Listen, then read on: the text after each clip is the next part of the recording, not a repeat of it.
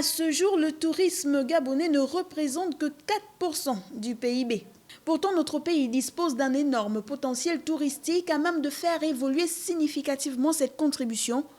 Le Gabon possède plusieurs atouts pouvant lui permettre de développer un tourisme haut de gamme et respectueux de l'environnement.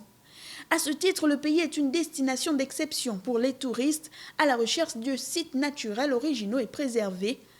Avec 800 km de côte, 13 parcs nationaux et 20 aires maritimes protégées, ainsi qu'une faune riche et une flore luxuriante, des sites historiques tels que le pont en liane, l'hôpital Schweitzer, le site des premières traces de vie dans la province du Haut-Ogooué, le cap du Fernand-Vaz, les chutes de l'Impératrice, les Pygmées et les soirées d'Unvet, de Bouiti ou de Ndjobi. Bref, le Gabon tout entier en lui-même est un site touristique qui donne à se découvrir. À ce jour, pourtant, le tourisme ne représente que 4% du PIB gabonais. Le tourisme moderne est étroitement lié au développement et il englobe un nombre grandissant de nouvelles destinations. Cette dynamique en fait un moteur essentiel du progrès socio-économique. Le Gabon, dans le cas d'espèce, est un pays riche de son paysage et de ses différentes richesses souterraines.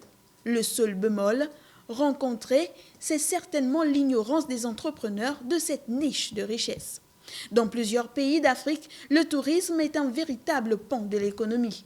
On pourra citer pêle-mêle l'Égypte, le Kenya ou encore le Sénégal. Avec ses parcs nationaux, ses chutes extraordinaires et sa forêt dense, très prisée, le Gabon a pourtant de quoi être fier et attirer les touristes.